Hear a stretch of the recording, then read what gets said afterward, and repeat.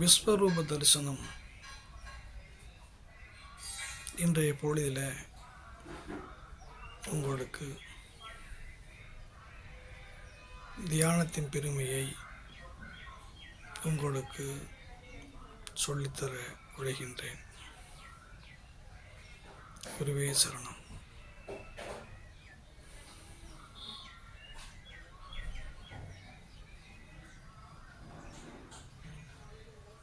நம்முடைய தியான முறையில்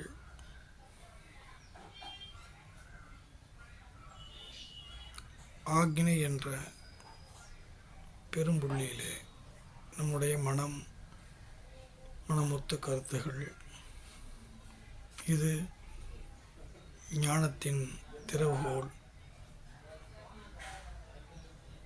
ஞானத்தை செய்வதற்கு மிகப்பெரிய திறவுகோல் நம்முடைய ஆக்ஞா சக்கரத்தில் நம்முடைய முழு நினைவையும் கொண்டு அழகான வடிவில் இயக்குகின்றோம். ஆக்ஞை இந்த மிகப்பெரிய உலகத்தில் இறைநிலையை அடைவதற்கு நம்முடைய எண்ணங்களை எல்லாம் மையப்படுத்தி ஆக்ஞை என்ற சாவியை கொண்டு ஆன்மீக பாதையை திறக்கின்றோம். அடுத்ததாவது துரிய நிலை. துரியம் என்பது பரம்பொருளோடு மனிதனை இணைக்கக்கூடிய பெரும்பாலம். இது இறைவனோடு மனிதனை இறைநிலைக்கு அழைத்து செல்லக்கூடிய ஒப்பற்ற வழி. அப்படிப்பட்ட அந்த நிலையில் நாமே இறையாக மாறி, இறைநிலையாக மாறி நம்முடைய எண்ணங்களை எல்லாம் மிகப்பெரிய அளவில் எடுத்து அதன் வாயிலாக மிகப்பெரிய சூட்சுமமான துரியாத நிலையை அடைகின்றோம். துரியாத நிலை என்பது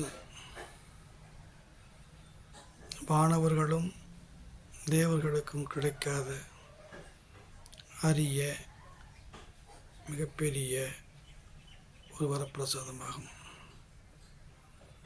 அப்படியே விரிவடைந்து மிகப்பெரிய சக்தியான நிலவிற்கு நம்முடைய எண்ணங்களை எல்லாம் வைக்கின்றோம். நம்முடைய நிலவிற்கு செல்லும் முன் நாமே பூமி பந்தகம் மாறி நம்முடைய எண்ணங்களை எல்லாம் விரித்து நம்முடைய எண்ணங்களாலேயே மிகப்பெரிய ஒரு சிறகை விரித்து இந்த பூமண்டலத்திலிருந்து வான்வெளியை நோக்கி நம்முடைய எண்ணங்களாலே மிகப்பெரிய அளவில் உயர்கின்றோம். அங்கே சந்திரன் நம்முடைய எண்ணங்களின் வடிவாக சந்திரன். அந்த சந்திரனோடு நாம் இப்பொழுது நம்முடைய மனமொத்த கருத்துக்களை நாம் சந்திரனாகவே மாறுகின்றோம். பெரிய பால் போன்ற நிலா, பால் போன்ற வெளிச்சம், மிகப்பெரிய அளவில் மிகப்பெரிய முழுநிலவு பௌர்ணமியிலே காணப்படும் அந்த அத்தகைய ஒரு சூழ்நிலையில் அந்த நிலவின் பெரும்பகுதியாக நாமே மாறி நிலவுடைய இந்த கோடான கோடி கோள்களுக்கு தருகின்றோம். அப்படியே நம்முடைய எண்ணங்களை எல்லாம் விரித்து விரித்து விரித்து விரித்து சூரிய மண்டலத்தை நோக்கி நகர்கின்றோம்.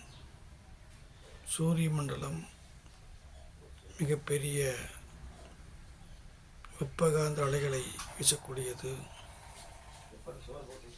அப்படிப்பட்ட அந்த சூரியகாந்த அலைகளில் நம்முடைய எண்ணங்களை எல்லாம் விரித்து நாம் சூரியனாகவே மாறுகின்றோம்.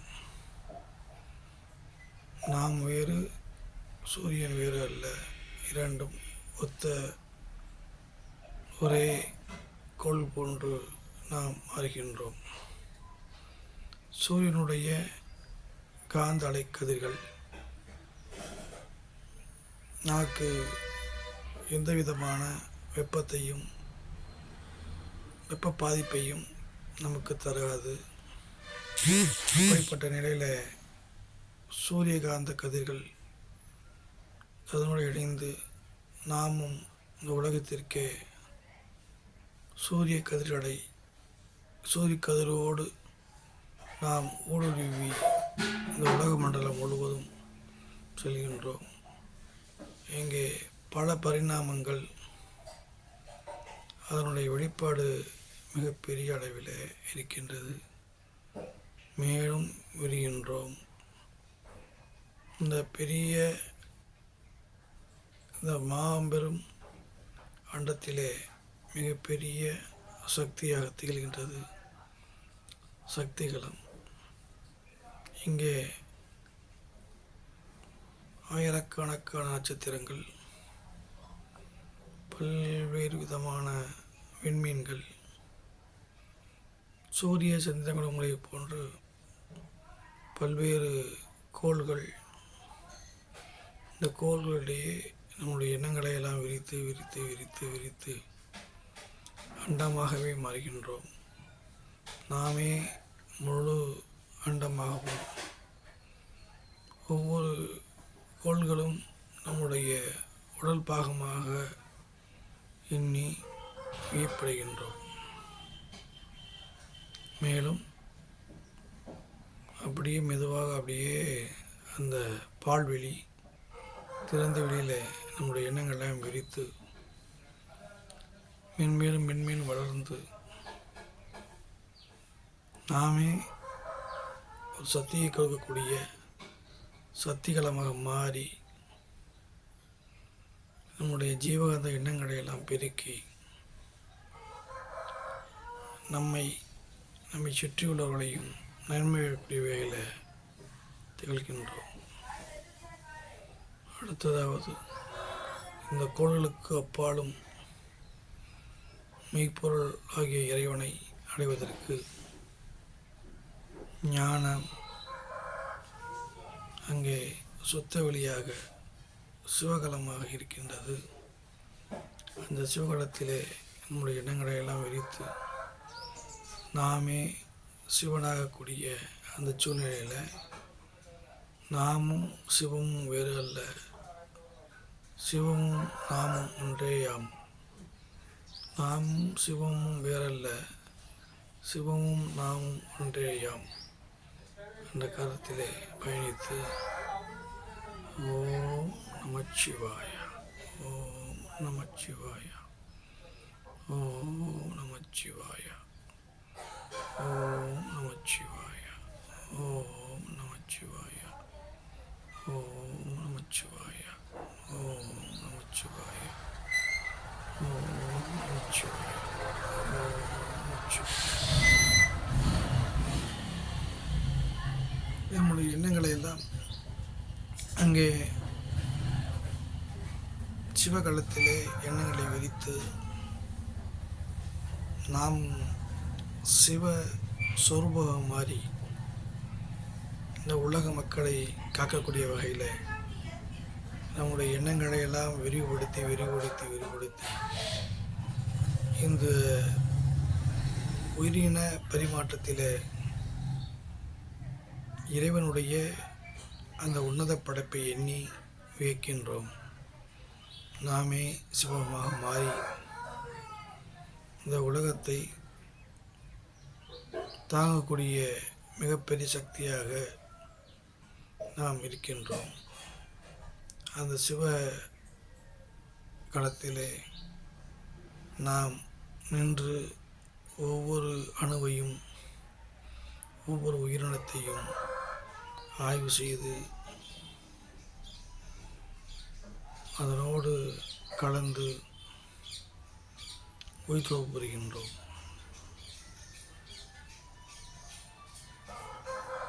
அப்படியே சிவகாலத்திலிருந்து சக்திகளம் நம்முடைய எண்ணங்களை எல்லாம் குறுக்கி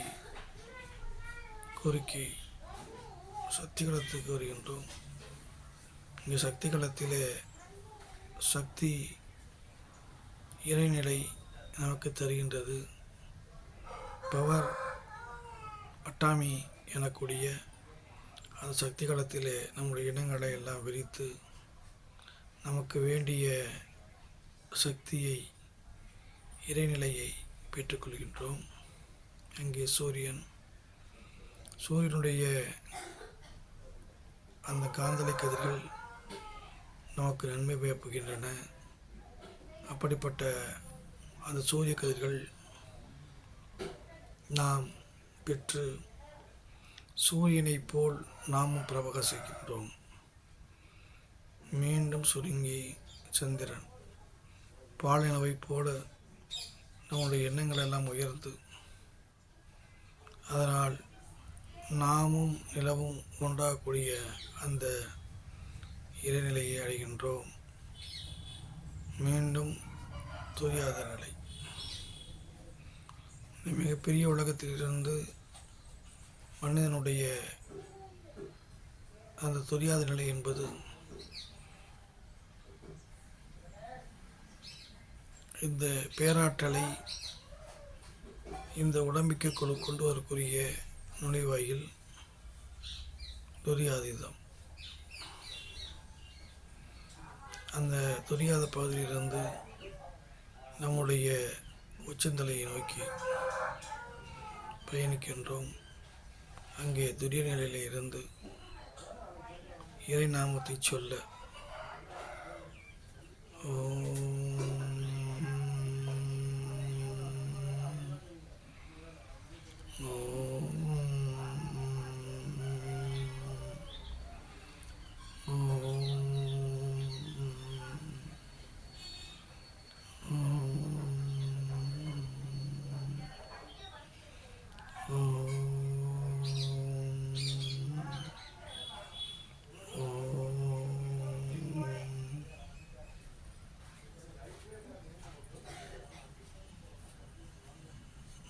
இடங்களை விரித்து இந்த உலக மக்களை காக்கக்கூடிய வகையிலே நம்முடைய இடங்களை விரித்து விரித்து விரித்து இந்த பிரபஞ்சம் முழுமைக்கும் ஒவ்வொரு மனிதனுடைய தீர்த்திலும் நாம் வாழ்கின்றோம். நம்முடைய அந்த ஆத்ம விசாரணை இங்கே தொடங்கி பிற மனிதரையும் தன்போல் எட்டக்கூடிய நிலையிலே சென்றடைகின்றோம்.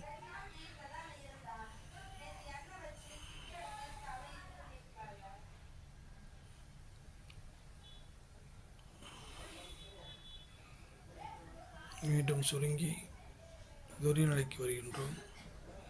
துரிய நிலை, இந்த நிலையிலே நம்முடைய எண்ணங்கள்லாம் விரித்து நமக்கு இயற்கை தந்த அந்த நன்கொடைகள் எல்லாம் பெற்று இந்த ஜீவகாந்த உடம்பிற்கும் மற்றைய உயிரினங்களுக்கும் வாரி வழங்குகின்றோம்.